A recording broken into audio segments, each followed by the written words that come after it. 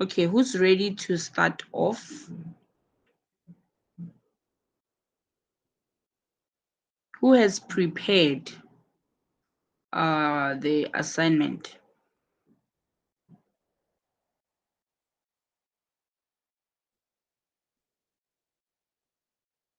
Guys,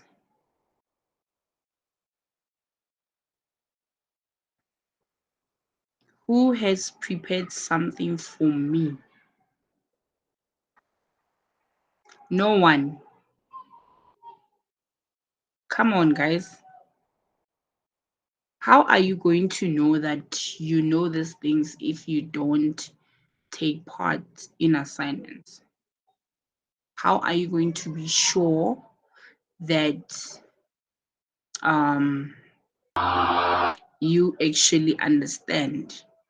Or do you want me guys to give you a test? Or do you want me to give you guys a test? Because I can do that. Thank you, Emmanuel. Ready when you are.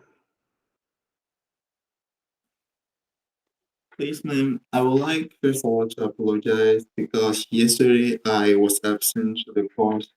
There were no lights in my neighborhood, so I was not able to attend the class. I don't know what the exercise is about. That's the reason why I didn't do the assignment. So I'm very sorry about. Okay, no problem. Your apology has been accepted. So, yes, Janet.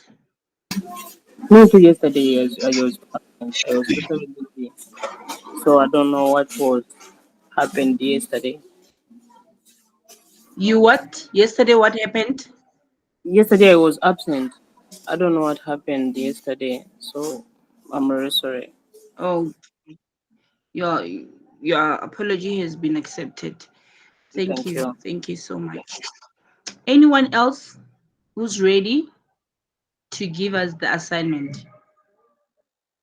Okay, so I'm going to share the screen and then I'm going to give you guys the assignment again. Please, this time you make sure that you do it because when I'm giving you marks, I'm going to check the participation, who participates, who do the work, because that also counts, guys. That also counts for your certificate. It also counts a lot. So you need to make sure that you take these things serious. Because at the end of the day, I cannot be talking and talking and talking for hours. And then when I ask you to talk to me for 5 minutes, you just be quiet. And then at the end of the day, you will expect a certificate that says you passed. How am I sure that you know these things? How am I sure? Okay, as you can, oh, sorry. Let me share the screen so that you can have a clue of what I was talking about yesterday. So, guys, as you can see there, we have compound verbs. Compound verbs. I'm going to explain this just a little bit and then give you guys an assignment based on this specific type of verb. We have compound verbs, right? What is a compound verb? A compound verb is when a subject has two or more verbs. When a subject has two or more verbs, we call it a compound verb. And then the stress is on the second or on the last part. I'm going to give you guys examples and actually explain why they are different, but they are all compound verbs. We have the first example is Matilda loves bread but detests butter. Matilda loves bread but detests butter. How many verbs are here? It's two. It's loves and detests. We have what? Two verbs, which is loves and detests. Now, we go back for you to be able to understand the concept of this compound verb. After reading the subject, which is the sentence, after reading your sentence, you go back to the explanation of what compound verbs are. And then it tells you that it's when the subject has two or more verbs. Now, you go back to your subject and then you identify your verbs, which is loves and detests. And then you go back again to your explanation that says the stress is on the second or on the last part. So now, the word loves, we leave it behind. We are no longer interested in the word, in the verb, because it is the first verb. Now we focus on the second verb, which is detest. As you can see, the word detest, it's only tests that has the stress. But why is it like that? It's because the second or on the last part.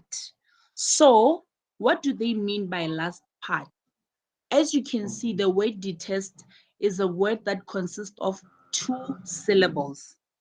It's detest. How do you know that it consists of two syllables? When you pronounce the word, you tap your hands. Then you would say detest, meaning that the word test is our last part. That is why you see that it has the stress. It is not the second, it is the second, but the last part of it only takes the stress. So when they say the stress is on the second or on the last part, it means that if your syllable has two, if your word has two or three or more syllables, only the last part of your word takes the stress. And then we go back to Sarah baked cookies and ate them up. We have two verbs here, which is baked and ate. So now, which one is our first verb? It's baked. That means our second verb, which is ate, takes the stress. Same goes as dogs love to eat bones and love to drink water. What is our first verb? It's love, and our second verb is drink. This means that our word drink has the stress.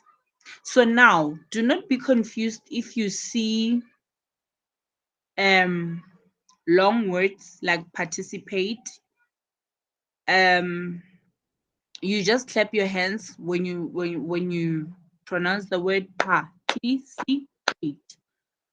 Participate. That means it's a four-word syllable. Which one is going to take the stress? The last one, which is paid. Participate. This means that it's only when your word is one syllable, it takes all the stress. But if it's two or more syllables, only the last part takes the stress. So the assignment was go and write three examples of compound verbs, but not the one that is here, your own. You have to go and write three types of compound verbs. So basically what you will do is you will look here for clue, you will look at this diagram for clues and for clarifications, and then you create your own. And then you will read it to me. You will explain to me that my sentence is Matilda loves bread but detests butter. And then, sorry, And then you have two verbs. What are they? You mentioned that my first verb is loves and my second one is detest. But in this case, the word detest takes the stress, but only the last part, which is test.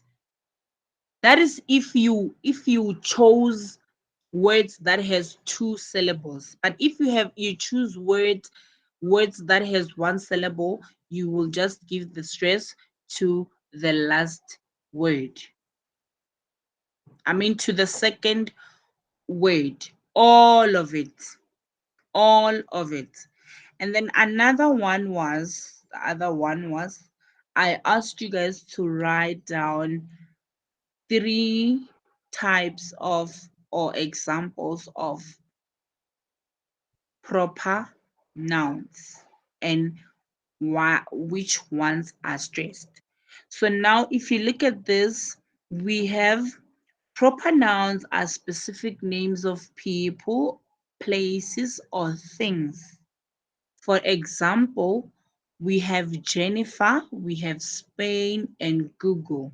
Jennifer represents people, places, Spain, and things is Google, Twitter, Facebook, Incorporated, Apple, something like that. So now the second word is always, always the one that takes the stress.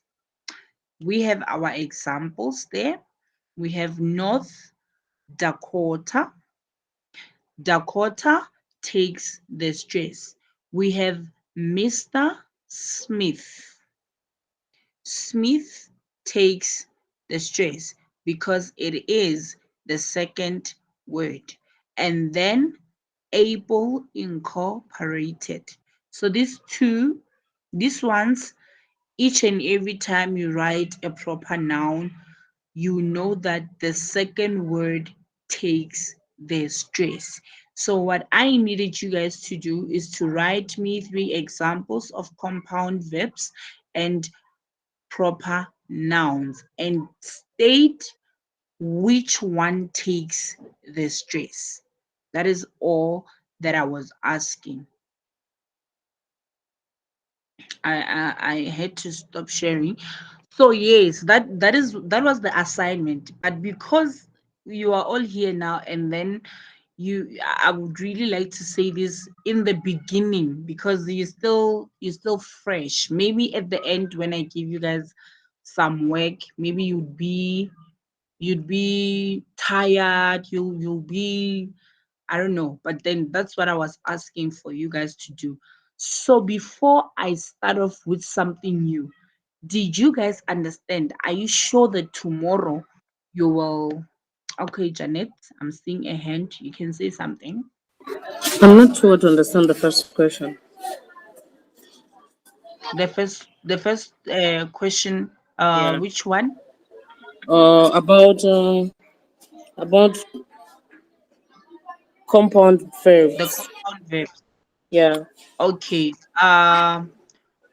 Which part of Emmanuel? I'm coming to you. You will say something after this. Which part didn't you understand so I can clarify? What we gonna give as homework?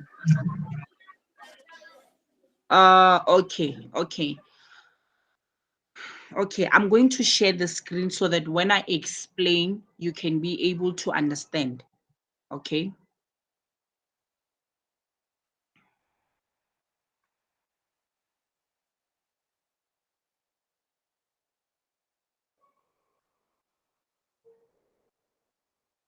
All right, guys, look at this. This is compound verbs. Compound verb is when a subject has two or more verbs.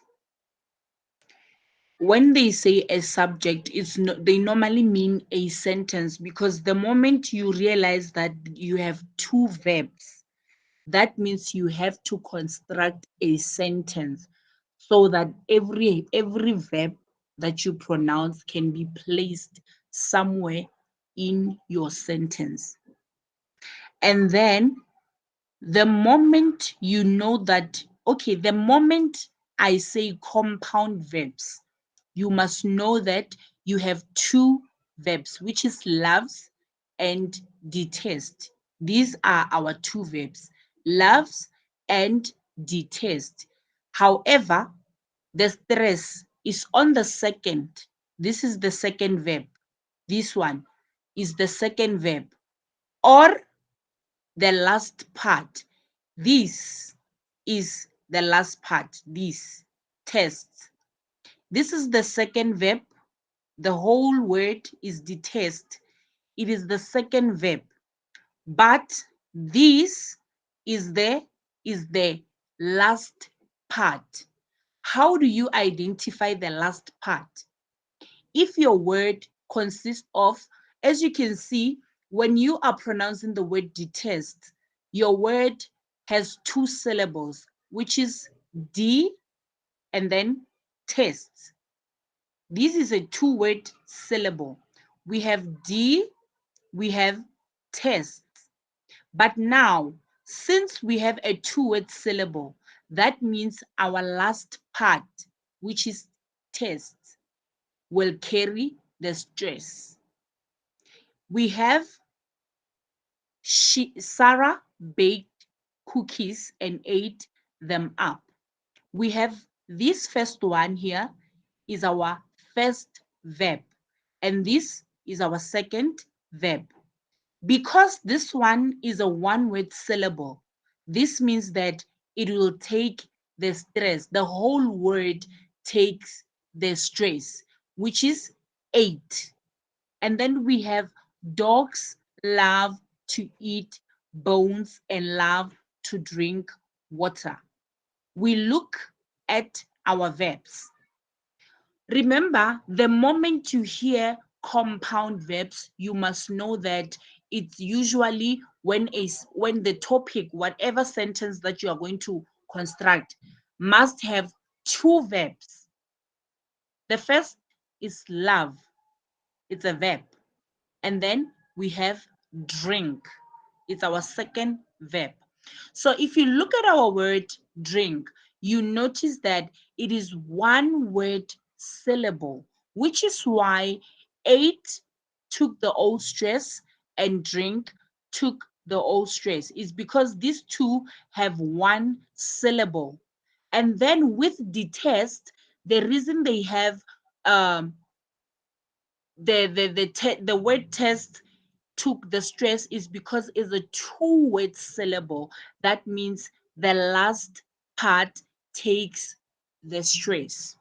So what I want you to do as an assignment, I would like you guys to write for me 3 examples of compound verbs. 3 examples of compound verbs, right?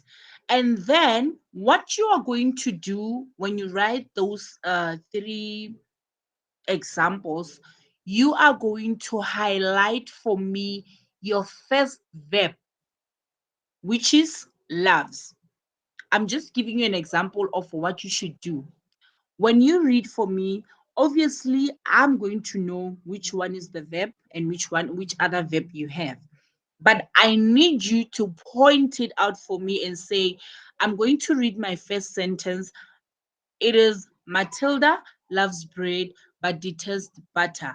My first verb is loves and my second verb is detest. Because detest is it's fine, guys. You can choose words that has one syllable, 2 syllables, 3 syllables, as long as you are able to explain where you place the stress and why. As I'm saying to you now, Sarah baked cookies and ate them up. Okay, this is how you are going to present. If you have these compound verbs, for examples, these ones that are here, you can say, I'm going to read my first sentence. Sarah baked cookies and ate them up. My first verb is baked and my second verb is ate. So ate takes the stress. And then I'm going to read my second sentence. God, dogs love to eat bones and love to drink water. My first verb is love and my second verb is drink. So my second verb, drink, takes the stress. Matilda loves bread but detests butter. My first verb is loves and my second verb is detest. But the stress is on test because detest is a two-word syllable. That's all that I want you to, that I would like you to do. I don't know, Janet, have I answered you? Do you understand now? Yeah, I understand now. Okay, thank you so much. Thank Then for the second question, we're supposed to give you the uh, proper noun and and examples. the yes, I think that one is it's quite understandable, but let me clarify because Yeah, I they don't are. want, yes, let They me I understand. clarify. I wanted just to understand if there are examples only that we're supposed to give you. Yes, it's going to be, let me present it to you how you can present it. All right. Sorry. Um, before you get to this, you have to know what proper nouns are. I believe everyone knows that already, but I'm just going to, I need to clarify because I don't want anyone to feel lost, because I know that some of you are probably shy to ask questions, but it's okay. Someone will ask on behalf of all of you, like Janet said. So, in this one, you have to first know what are proper nouns, which is people, names of places or things. And then with things, I mean, with people, we have Jennifer, we have Nelson, we have Janet, we have Kate, we have, those are the names of the people. They are proper nouns. And then we have places, we have Spain, we have Ghana, we have Uganda, we have South Africa, we have we have Cameroon, we have Congo, and then with things, we have Google, we have Apple Incorporated, we have Twitter, we have, those are things. And then in this case, the second word usually, not even usually, always takes the stress. If your proper nouns, when you write the assignment, make sure that you choose proper nouns that has two words, because you have to place your stress on the second one. When you say Janet, it has to be Janet Jackson. For example, I'm giving you an example with a name that we mostly know. Most of us know that name, Janet Jackson. This means that you place your stress on Jackson. North Dakota, you place your stress on Dakota. Mr. Smith or Mrs. Smith, the second one takes the stress. Apple Incorporated, um the second one takes the stress. So here, what you're going to do is that you are going to write three um three proper nouns. You're going to write three proper nouns and then you state your stress. I believe I've answered your questions, everybody, on behalf of everybody. So now I will go back to Emmanuel. You had something to say. Yes, ma'am. When you were speaking, I tried to do the exercise directly, and I wanted to present the result of my, let's say, my my research, my attention to the exercise. Can I present it to you, man? Okay, please, please, please, you can do that. Thank you so much. Okay. Okay, Well, before for you do the, that, yes. I would like to say something. Guys, I need you to listen to him. I need you to listen to him and pick up a few pointers and see what you must do. Probably most of you or some of you will present tomorrow because I don't, maybe you are not ready yet, but then I will really need you guys to do this for me. But for now, let's listen to Nelson. You may continue, Nelson. Okay. So, um, the first exercise was to write three examples of compound verbs in a sentence. And the first Yes. sentence that I chose is, I passed my math exam but failed the English one. So there, in my sentence, there are two verbs, the verb to pass and the verb to fail. And the stress is put on the second verb, which is the verb to fail, in the past simple form. Mm, That's yeah. good. Correct. So for the second sentence, I chose John wrote a book and published it. My first verb is the verb to write in the past simple tense. And my second verb is the verb to publish in the past simple tense also. So the stress is put on the second verb. So the stress is on the verb to publish in the past simple tense. So published. Absolutely amazing. Mm. Absolutely. For the third sentence, I have Jennifer calls her mother and discusses with her. So I have my first verb is the verb to call, and my second verb is the verb to discuss. And the stress is put on the second verb, so the stress is on the verb to discuss, so discusses. Mm, Absolutely. Absolutely mm, amazing. mm. Thank you so much, Nelson. That is correct. It will, Emmanuel, not Nelson. yes, you can speak. No, well, it's about my name. I'm not Nelson. I'm Emmanuel. Oh, yes. Sorry. Sorry. Hey, look Okay. at me. I'm sorry. So sorry, Manuel. Yes. So if it was like if we were doing a speaking test, rather, I would have said 100 over 100. So well done. Thank you so much. I hope everybody like got an idea of how to present, which is very impressive. So I guess tomorrow I will be expecting you to present to me. So now mm, I'm going to open a new document.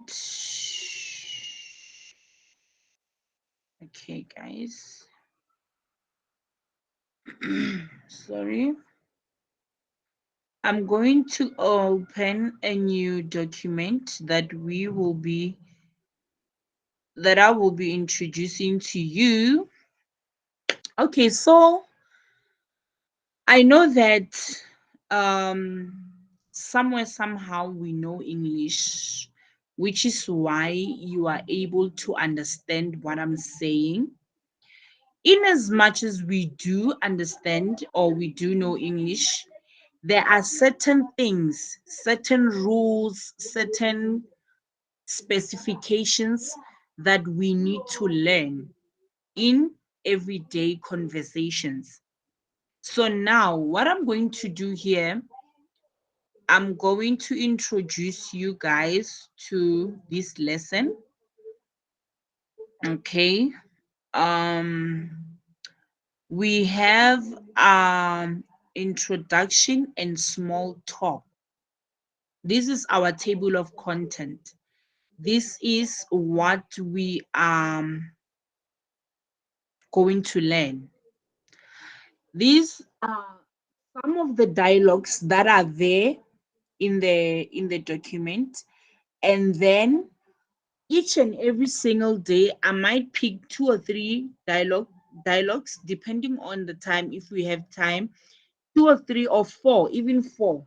And then I'm going to choose, or you are going to volunteer at least 2 candidates, 2 students.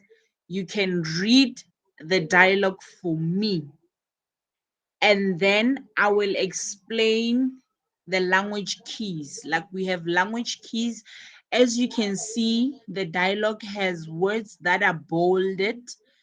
And then in this document, I will be teaching you guys the importance of uh, constructing a sentence, how to say it, and also the importance of punctuation. Punctuation is very vital, is very important, is very, because sometimes I can hear the meaning you are trying to convey without looking at you because of punctuation. You would know when the intonation is rising or when the intonation is falling. And then in this instance as well, I would also teach you guys them.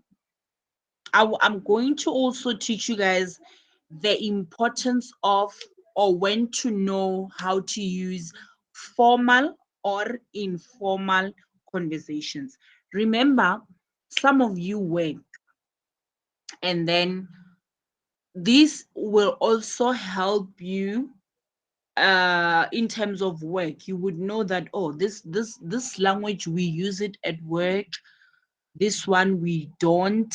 And then when you speak to, you would know that, okay, first of all, you have to know what a formal conversation is and what an informal conversation is. These are two different things, because there are some certain things that you know that when you are at work, you can't speak like this, you can't speak like that.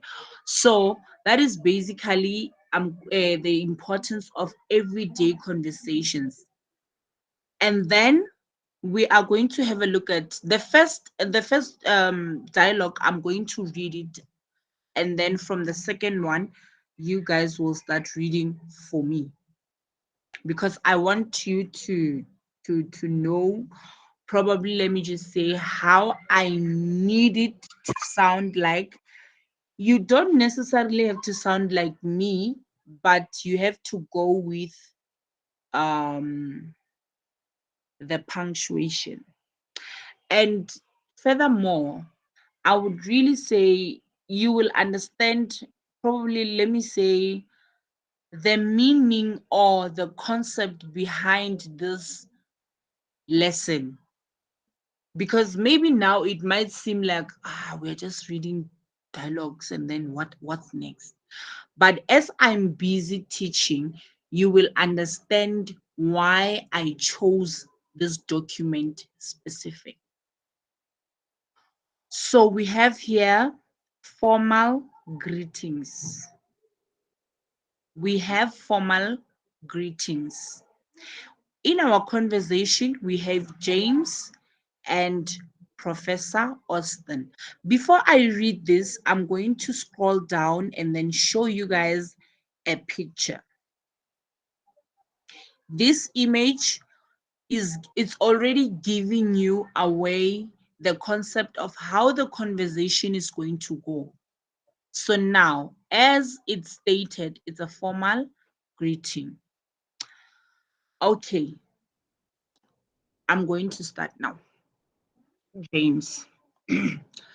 Okay, when you are reading for me, I don't think it's important for you to state the names, because it will be 2 people reading, and then you know that when they're done, it's your turn. When the other one is done, the other one continues. So it's going like this.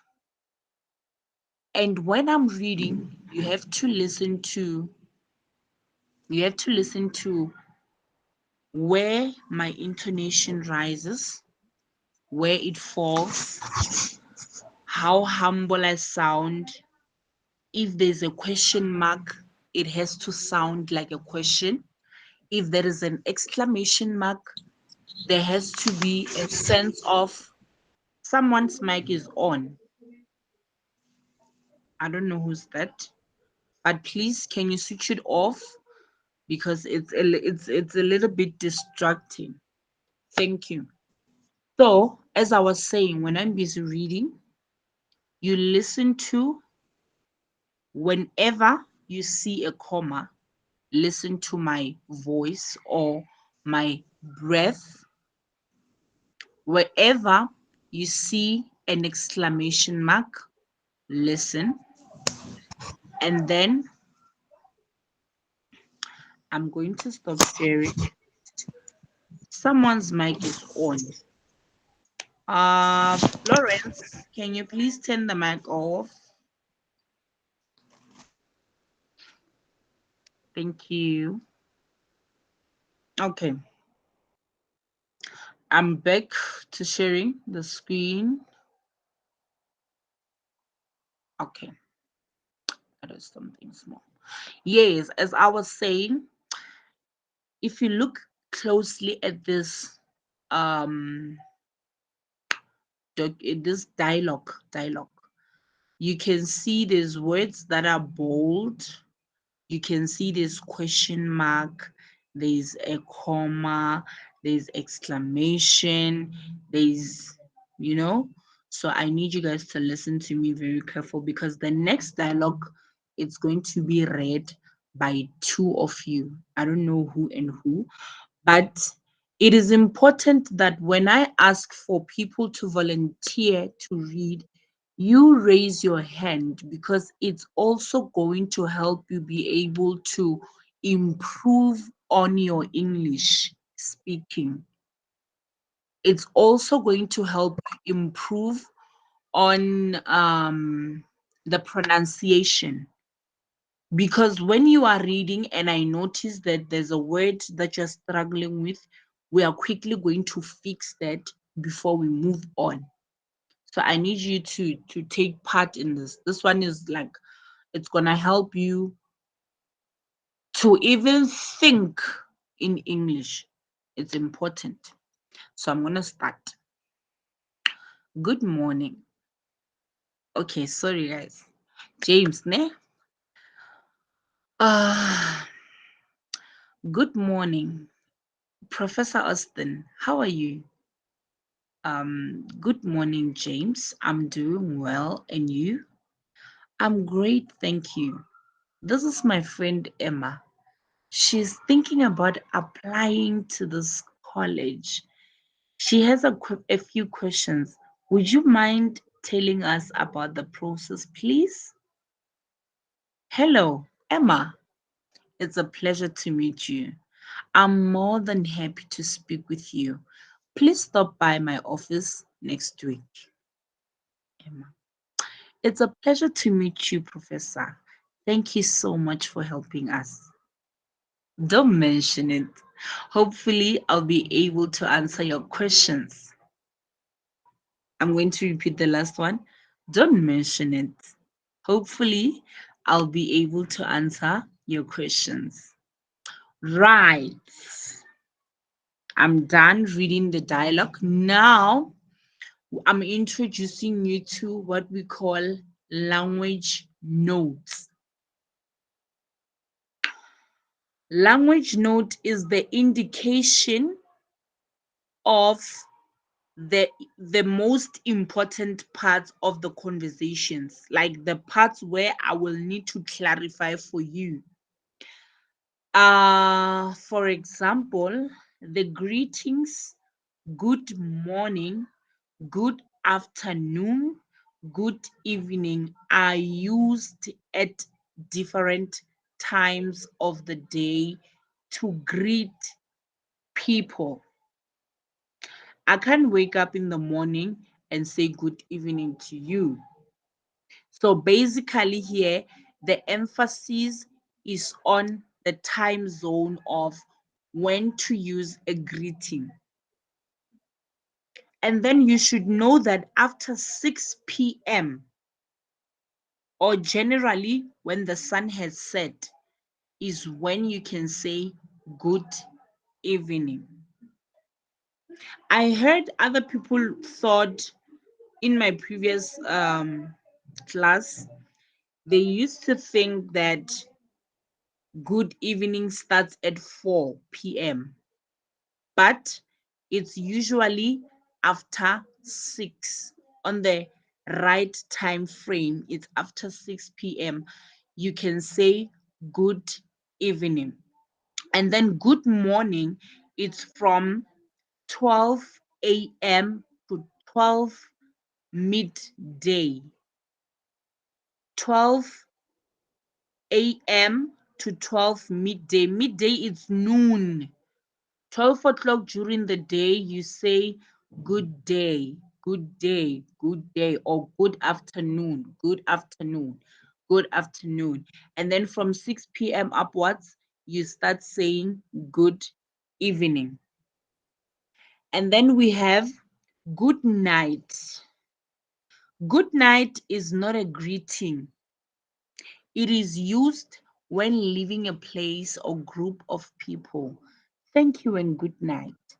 Good night and see you tomorrow. It's usually when you are probably about to sleep or when you are off leaving a place and then you are like, good night. Is not a greeting, is different from good morning, good afternoon, and good evening. Those are the greetings, but with good night is just a way of saying bye bye. And then we have when people meet in the United States. Okay, they're specifying this because this is we are learning. It's American English, as you have seen at the bottom of our um, document. It is customary for them to shake hands. I think we also do that in Africa as well. A handshake should be firm and usually lasts for about 2 to 3 seconds, which allows enough time to say, nice to meet you. Remember that this is a formal greeting.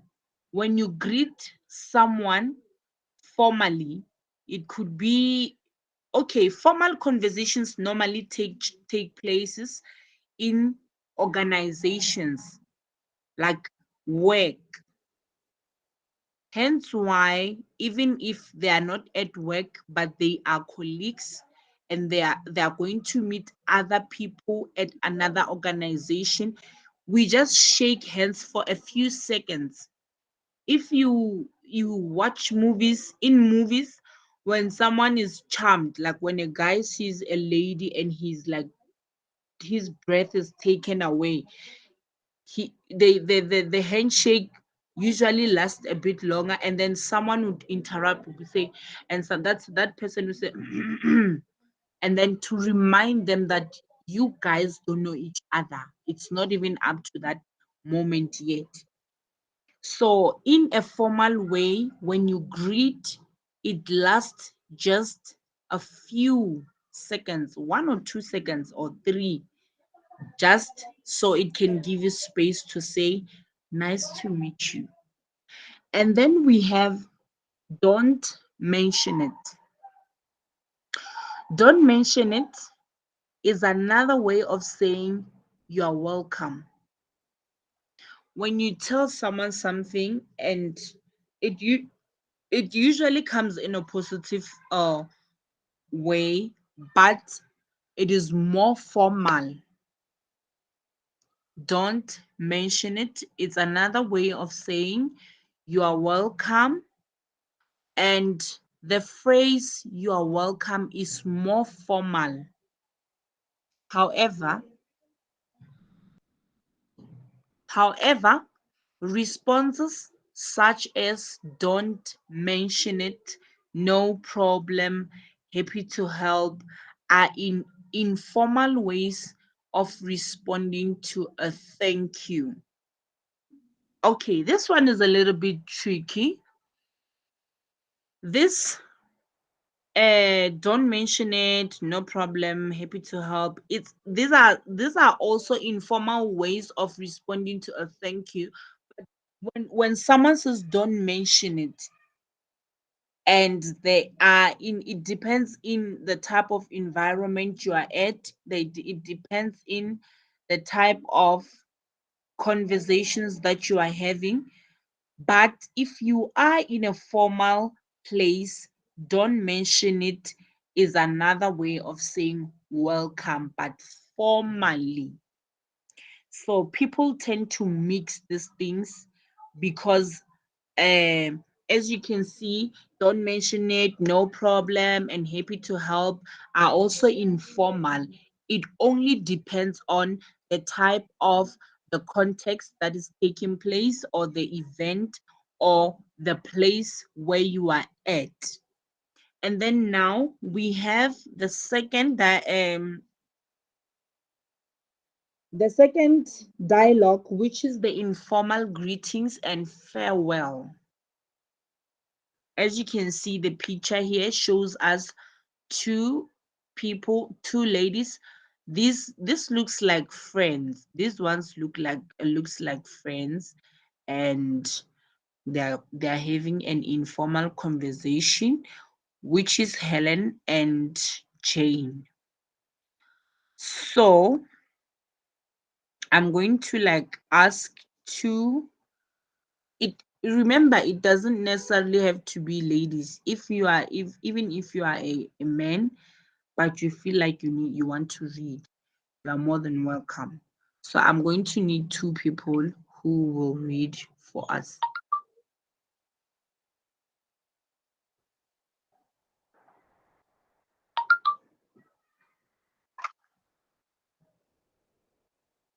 Okay. Sorry guys. The first one is Emmanuel. Thank you. Who would like to join him with Janet? Thank you so much. Oh, what did I do? Thank you so much. And let me see. Okay. Mm.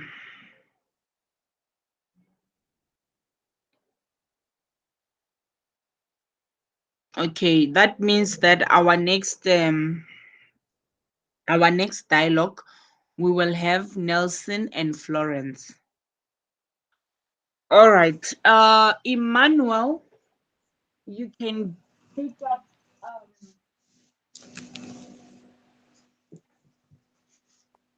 Helen, and Mhm. Janet, you can take up Jane.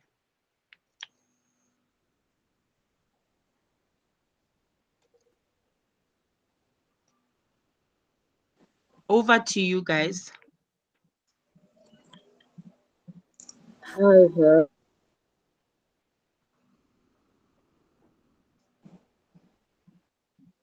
Can you please start? I didn't hear you at Fine. the beginning. Fine, thanks. And you? Oh, Okay. Can you guys, who is Helen? Who is Jane? Jen is so I'll let the floor to Florence. To Florence. Let Florence continue with the dialogue. Sorry. I will let my place to Florence because she has already started, so it's okay. Okay. She can take Okay, Ellen. it's fine. Can you Mm. guys start from the beginning?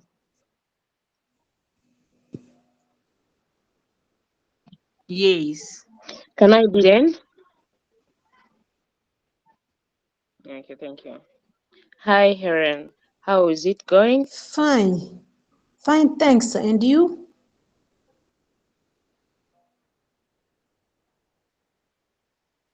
Just fine. Where are you off to? To the library.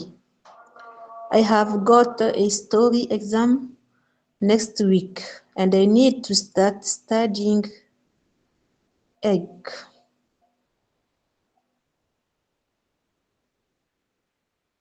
Oh no, well, oh no, well.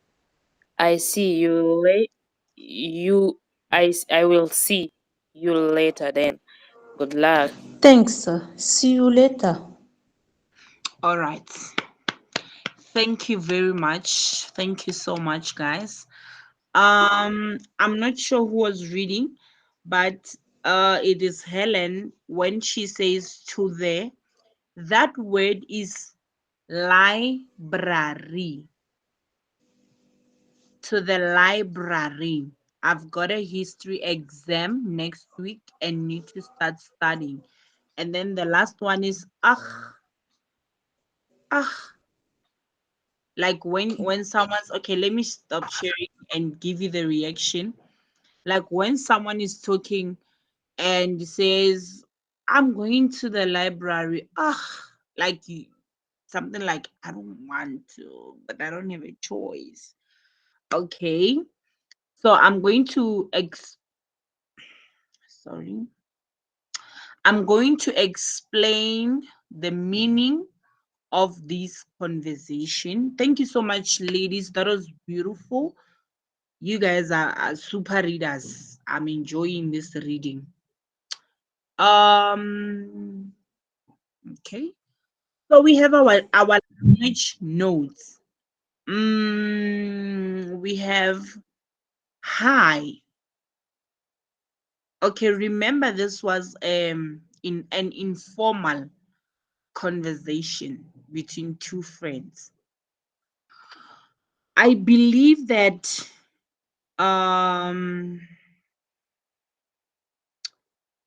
whenever, let me state this first, whenever you see and why did I scroll? Whenever you see this, look at the screen. Whenever you see this mark, this punctuation, this is called an exclamation mark.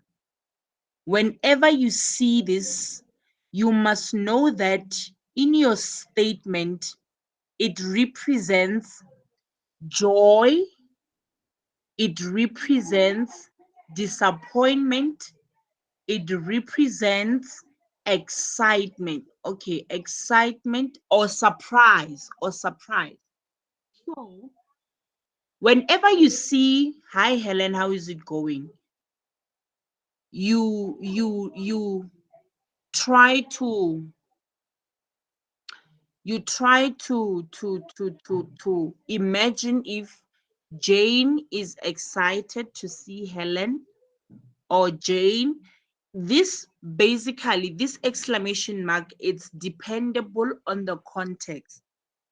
If you read the dialogue, you will see that um it's the dialogue is going to give you a go ahead for you to know how. Before you read the dialogue, you actually have a look at it, and then you've noticed that, oh, okay, we have our exclamation mark. This could mean that Helen might be excited to see Jane, or sad, like disappointed, or even surprised. So now I'm going to explain the language notes. What I said now, it's some of the things that you will learn as we are going, because these dialogues are a lot. Each sorry, in each and every dialogue, it has its own meaning. What I will explain on this dialogue, it's not the same as what I will explain on the other dialogue, because usually in everyday learning, everyday English, it depends on the context. The context is the topic, probably what is being talked about. It depends where you place your commas, where you place your this, where you place your that. It definitely is depending on the context, what is being spoken about. So in this specific dialogue, we have our language notes. Hi, we have a lot of greetings. We have hey, we have hi, we have a lot. But now I'm going to explain how to use hi and where to use it. This is an informal way of saying hello, which means that if this conversation was happening in an office, they would have used hello instead of hi. And you should notice that the I sound in hi is extended to show that Jane is very pleased to see Helen. So now, with this being said, you go back to your conversation and you try to imagine Helen, Jane, excited to see or pleased to see Helen. This means it's going to be like, "Hi, Helen, how's it going?" Like she's excited, she's pleased, she's happy.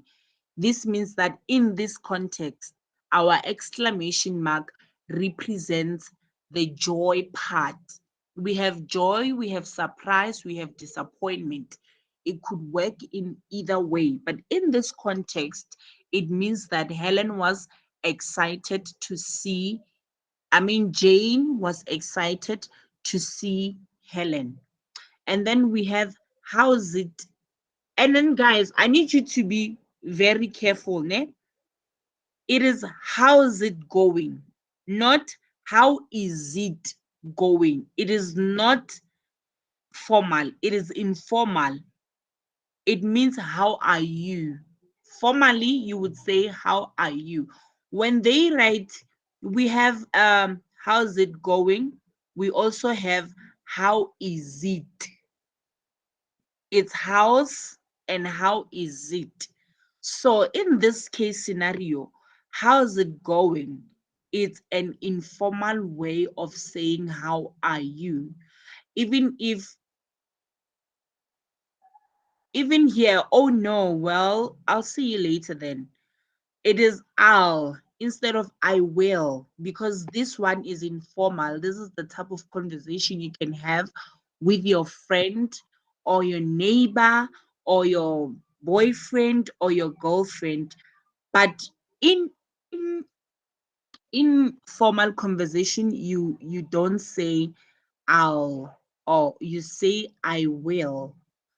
And then we have fine, thanks, and you. Okay, fine, thanks, and you. How's it going? Fine, thanks. And you? Notice the rising intonation on and you.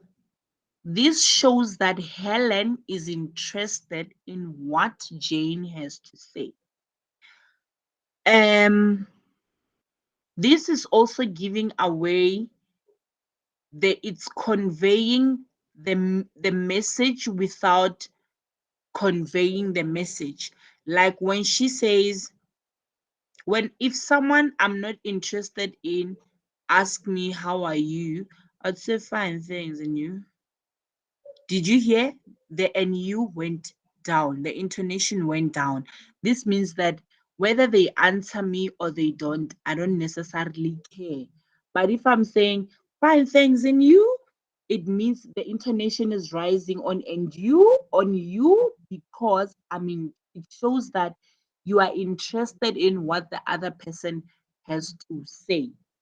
And then we have, where are you off to? This is an informal way of saying, where are you going? Where are you going? In a formal way, we would say, where are you going?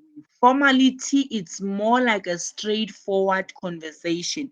But informal, it's language used with friends, family, neighbors, close friends, boyfriend, girlfriend, which is why we use words like, where are you off to? Something that is not direct. And then you notice the falling intonation. Since this is an information question and not a yes or no question, what is meant by that is that, where are you off to?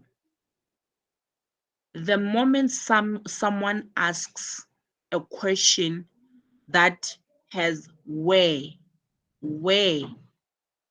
you can't say yes, you can't say no.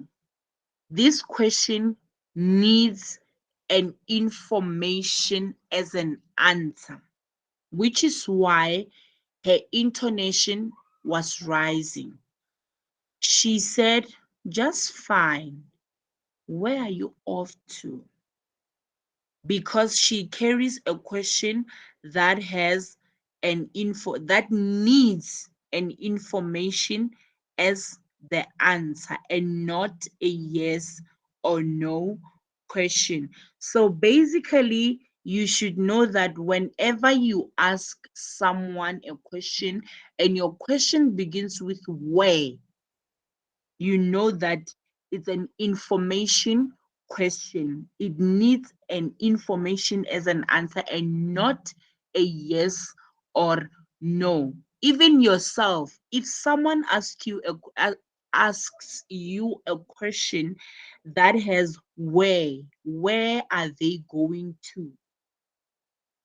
Even if you don't know, you can say no, you can say yes. You would still say, "I don't know where they are going to," or "They are going to the park station." It's a question that needs it's a question that needs an information as an answer. And then we have to the library. We have to the library. Notice that not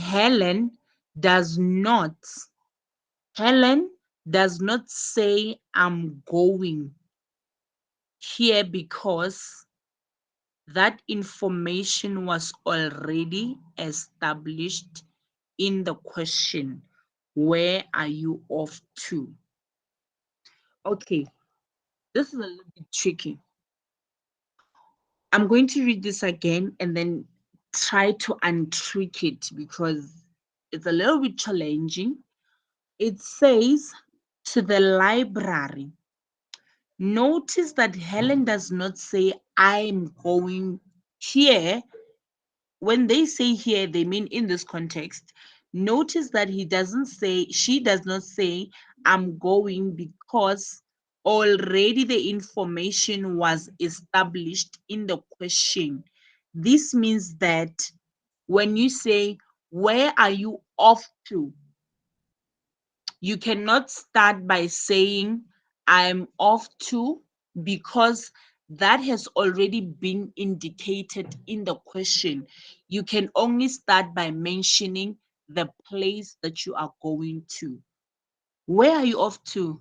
To the library. Already we know that we are talking about you. Then you don't necessarily have to say, "I am going to the library."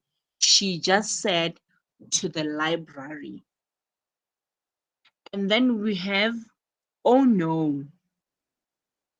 This one, when someone says "oh no," well, see you later then, good luck, is a way of saying "I sympathize with you" or "I understand you are not happy." So basically, this is very common. When someone is going through something, we say, "oh no, poor thing. Oh, shame. What a poor man. Oh, shame. Oh no, this is not good." It's a way of saying you sympathize with someone or you understand what they are going through. You try to put yourself in the shoes and sympathize with them, showing them that you okay, I don't know. That's what it basically means. And then we have "see you later." See you later is an informal way of saying goodbye. Um, if you are leaving the office or you meet your boss at the mall, you guys have your 5 minutes or 2 minutes chat. You can say normally you say when you say your goodbyes, you state it directly. Goodbye, say "I'll see you tomorrow at office." But when you are talking with your friends or anyone closely, anyone close to you, your neighbor, or you would say "see you later," "see you later." That's how you use these words that are here. And remember that it is just for these, in this, I'm specifically stating on this context, but it is like that even if it's not this context, but it is an informal conversation. You know that if someone asks me a question and they start with where, you know that already you get straight to the answer, but you can't say yes, you can say no. If someone says oh no to you, you know that it is a way of saying that they sympathize with you. And then if you say someone says see you later, this specifies that this is an informal way of speaking, which means these two, even if you meet people in the mall, they are talking, you overhear the conversation, and then they say, yeah, see you later, bye. You know already, you know that these ones, they are not colleagues, they are not, this one is not this one's boss, this one is not this one's personal assistant, they are friends. You would catch a drift to that, oh okay, these ones are friends. And then we have formal introductions. Formal introductions. Anyone? We have, in this one, we have three characters. We have Margaret, we have Mr. Wilson, we have Dr. Smith. So I'm going to stop sharing and see who would like to volunteer for us. We have Florence, we have Nelson, and okay, Emmanuel. I'm going to take others as well. You will come back in the next 10 with Wilfred. So I'm going to take Marcos, Florence, and Nelson. So I'm giving you guys the correct. Okay. Um, Florence, you will take up Margaret, and then Nelson, it's Mr. Wilson, and then Marcos. Is it Marcos? Yes, you take Dr. Smith. So over to you guys. Ready when you are?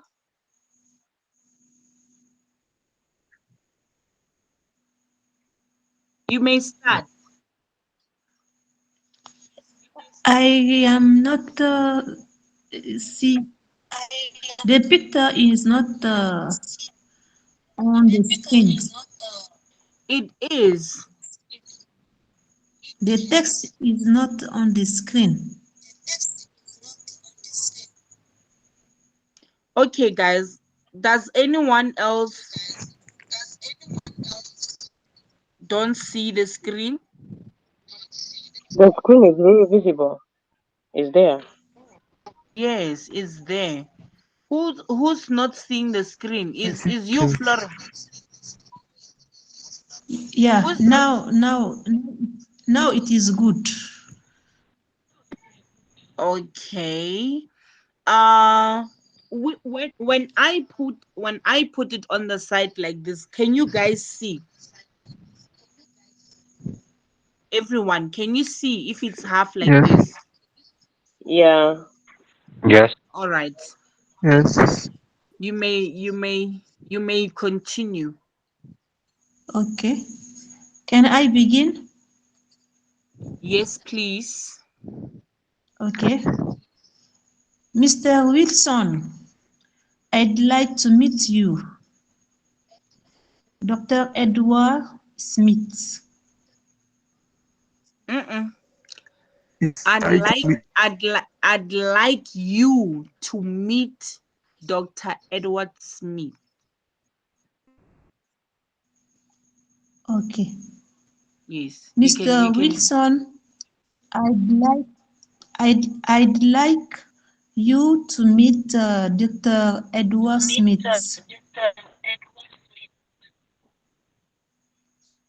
nice to meet you, Dr. Smith. Pleasure to meet you too.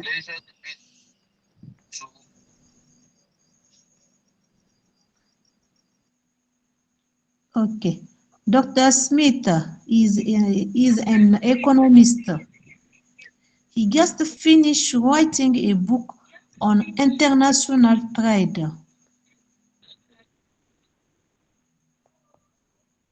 Oh, that's my field too. I work for the Nations.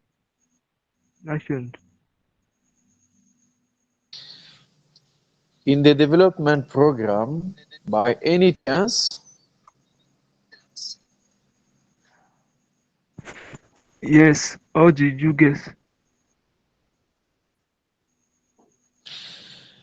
I've read your articles on technical assistance. They are excellent. Thank you so much, guys. That was beautiful. That was very beautiful. Thank you. Yes, ma'am. Thank you so much. All right. Now we are going to move to. Don't Okay, now you mention can off it. your mic. You can off your mics.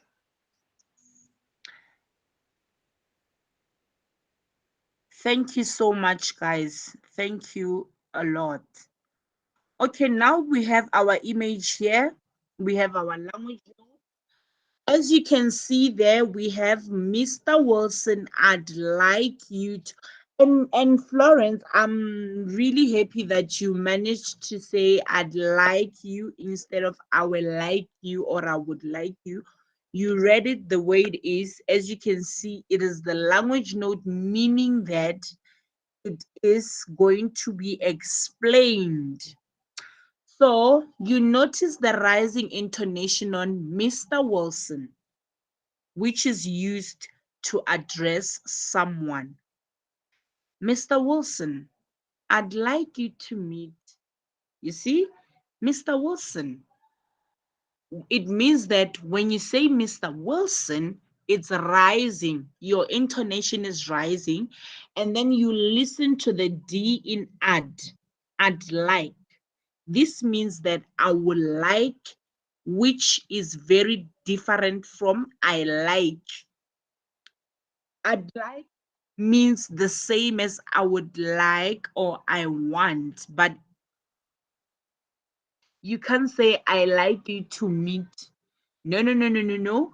It's formality. You say I'd like you. It means that it's a short for I would like you to meet.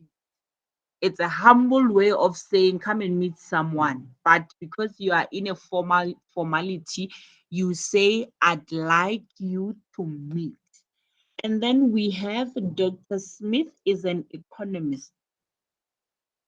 We have Dr. Smith is an economist. And then notice the stress on economist. This content word has new information.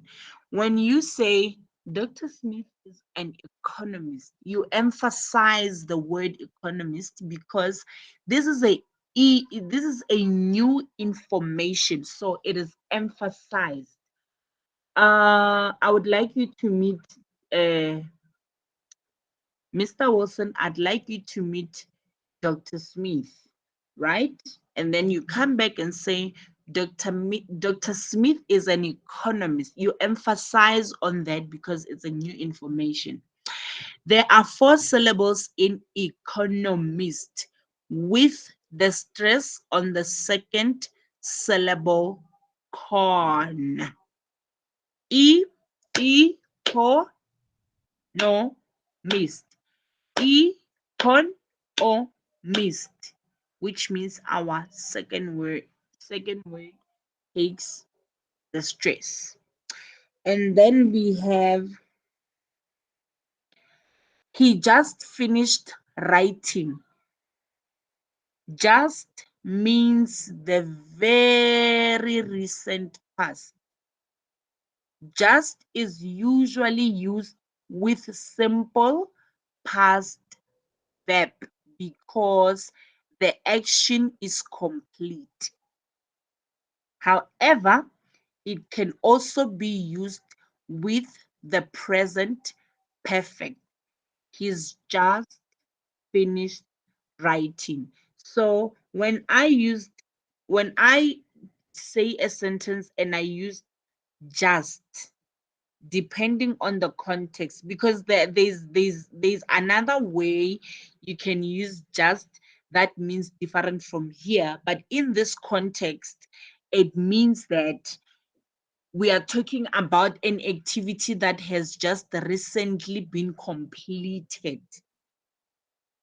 He just uh, um he's just finished writing. So this means that he's emphasizing that Dr. Smith, yes, Dr. Smith has just finished writing. It means that the action is complete, but is a past. It's a recent past. It's something that happened not long ago, but it's finished, but it's recent. He just finished writing. He might have finished that yesterday, but it's a complete task, but recently. This is what they are trying to say here. And then we have development program. Since these two words make a compound noun, the main stress falls on development. I hope you guys haven't forgotten the stress syllables, because you will come across them. This is where we are going to use the examples of them by going through these dialogues. So now we have developed development program. This one is the syllables that I was telling you about, body, rock solid, airplane. You know that your stress is going to be on the first syllable. And then we have by any chance. What does this mean? When someone says by any chance, it means the same as possibly. Is it possible? When someone says, is it possible? And you have to notice the rising intonation, which is used in yes, no question to confirm that something is true. For example, you could say, did I by any chance see you in the mall today? You know that the question is the answer is yes or no. So you know that when someone asks a question or asks you a question that begins with by any chance, that means your question has to be a yes no question. Answer. Did you by any chance pass by ShopRite today? And then if you know that you were not in ShopRite, your answer will be no. Did you like it's normally used when someone wants to confirm. They think, I think I saw him, but I'm not sure. Let me confirm. Did you by any chance call me today, or did you by any chance? And then you know that the answer is going to be a yes or no. Unlike the one in the previous conversation, in the previous language notes, where you know that the answer, where it says where are you off to, you know that when someone says where are you off to, or when they begin their question with where, you know that it is a detailed question with detailed answer. But this one, by any chance, it means that you just need a confirmation of a yes or a no. So,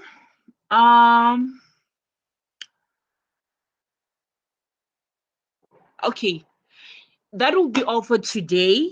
Basically, just these two was just an introduction that we this today tomorrow and Thursday, we will be learning the everyday conversations, the meanings of what is being said, where to use this word, and if someone says this, they mean this.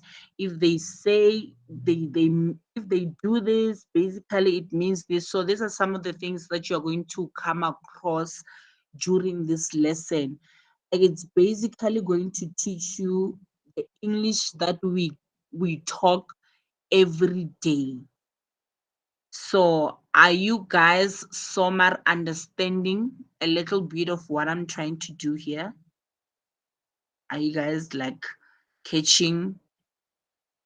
Are we on the same boat? Are you guys feeling like you will understand moving forward?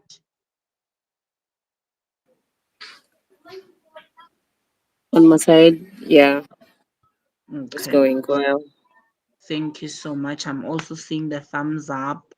This means that we are moving in the same track. Yes, Nelson, I'm seeing your hand is up. No, ma'am, excuse. Okay, no problem.